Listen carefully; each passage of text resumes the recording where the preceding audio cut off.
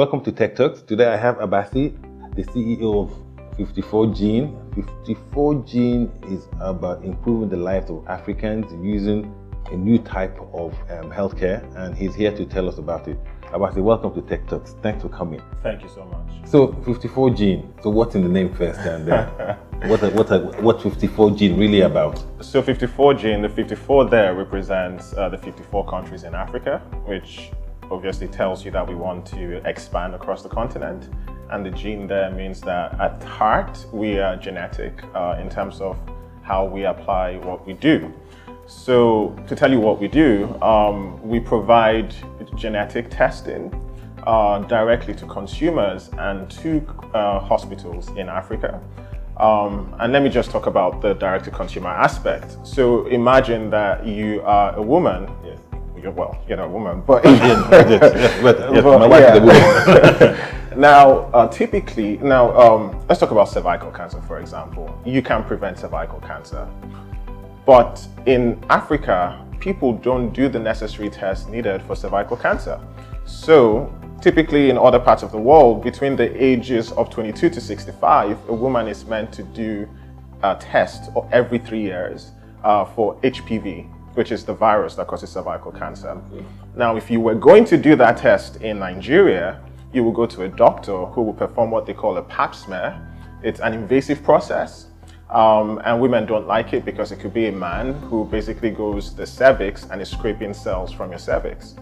Now, what we do is we have this kit that you can buy online or very soon in any pharmacy. And you can go home and do the sampling. It's like using an earbud you use to clean your ears to just collect surface cells. And then we do the HPV test and you get your results online. And you can use that to prevent cancer. So and that example, so you buy the kit online, then you get the product sent to you. Yes. And then which you use and then you send it back. Yes. So I can understand that working in places where you have postal addresses and a system that works. Yes. How do you intend to do it in a place like Nigeria? Lagos, I can understand, but other parts of the country, like the north and like the south, where these things are really needed as well. Yes. So in those areas, we then leverage the power of logistics more than the power of tech. Right, in the sense that, we may not be able to have correct addresses, but we have what we call drop-off locations, and that's why we sell it through pharmacies. So you could go into a pharmacy, you buy the kit, when you finish the collection, you take the envelope which we provide back to the pharmacy, and then we pick it up from that pharmacy, and then you get your result as well. What's your target and the objectives in this area in terms of numbers? So every woman between the age of 22 to 65. So sorry, are you focusing on women? No. Are there other things that men need to know? Of course. Yes. Prostate cancer tests. You can now do that at home. PSA test, rather than going to a doctor, you can buy the kit from a store, you collect your sample, you return it, you get your results online. Genetic tests that can tell you your predisposition to diseases like cardiovascular, that's heart diseases, cancers. You can also get that from us. Things like allergy tests for your kid or for yourself to find out your allergy to food. You can also get that. Now, the interesting thing too, and this is just on the consumer side.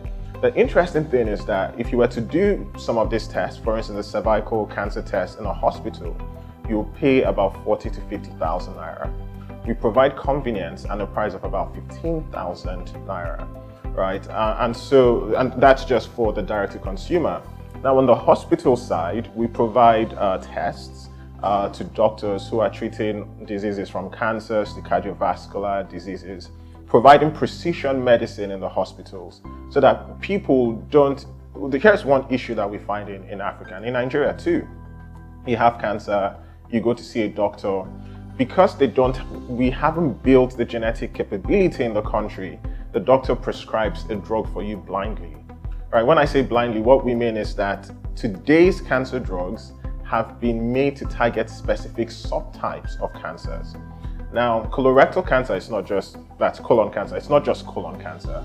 there is KRAS mutation colon cancer, which requires cetuximab, that it's been shown that if you treat with, and I know going But I'm going to assume that you're like, Okay. I didn't ask you this question at the beginning, what your background was, but you're a medical doctor, a pharmacist, or somebody that's really into medicine. So interest, technically, I'm not a clinician, but I have a PhD in cancer medicine, and I also That says it. and I have a master's in human molecular genetics. I also have an MBA.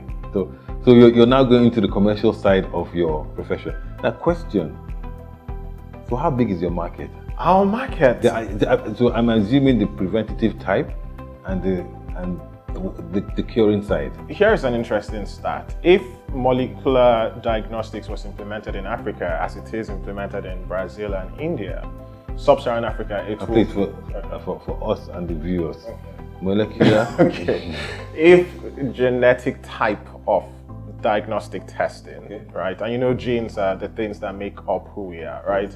So if that type of diagnostics is implemented in Africa as it is in places like India and Brazil, just in sub-Saharan Africa, it's estimated to be an $8 to $14 billion market. But then that's just on the testing side. We have a secondary market that caters to the pharmaceutical companies, where we partner with the leading teaching hospitals, and we're in 10 teaching hospitals in Nigeria at the moment, building what we call a biobank of African genetic samples, which will power drug research. And now companies that have exited in that space have exited at $400 million, $2 billion, $5 billion. So it's clearly it's a big market, but so how did you start this, and how did you fund this, and who backed you, and who had the confidence that this would be an opportunity in the African continent? So I worked abroad for some time. I consulted for the drug companies. I worked in the healthcare data space. I decided to come back I wanted to do something that connected Africa to the global healthcare space. And when I came back, now I don't know if the way I went about this was right. I tried to raise money in Nigeria first. Okay. The valuations were ridiculously low. And I was going to ask you, why not Nigeria? Because I heard that you've also raised some seed funding. Yes. Now, and not from Nigeria, of course. So most not from Nigeria. However, when we started, we did like a friend and family type round. The people who came in at that round have probably made 10 to 20 times now within 5 months. And so that's why, yes, you should really back Nigerian companies, because some people are actually doing interesting things. So what's next in terms of the data? Because clearly you will be collecting data. So how are you going to use that to create that competitive advantage against the others? So the way we do the data, we're not collecting data from the tests that we do because of privacy issues. Okay. But we have a separate collection called our biobank. So we actually go and talk to patients just for data, and they know that they're giving us their blood samples for the data, right, for research. By the end of this year, we'll have genomic samples from 40,000 people coupled with their medical records. And by the end of next year, we'll probably have close to 500,000. Now that powers drug research. The goal is, the reason we do that is that we find that African genetic information is actually valuable to understanding mutations that you can model as drugs. There's 2 drugs now that were recently launched based on findings in Africans. One of them is a $1 billion class of drugs. The other one was just launched early this year, so we don't know how it's going to perform. Right, so that is really our competitive advantage, what we do on the research side. And the way we also approach that is we work with local researchers. So we have about 50 academic doctors who are working with us, helping us get the data samples, who will be publishing results from it, and we are beginning to see what is actually happening. There are diseases I could mention to you now that we know are happening in our hospitals, which before we did not know. Rare diseases like Huntington's disease. I studied Huntington's when I was in school. It was supposed to be a disease that affected white people, a genetic disease where as you get older, your muscles begin to atrophy. Yeah. It's happening in Nigeria. And the drug companies who make these drugs don't know, because we haven't had data coming out from the hospitals And so you have this situation where the patients cannot get drugs because the people who should give them the drugs don't know that there's a market for them here. So by also doing what we're doing, we're curating the disease profile of Africans, and hopefully we can use that to begin to target them for drugs. Abasi, thank you very much for coming on to Tech Turks, and also wishing you the best in the Nigerian space. Thank you so much.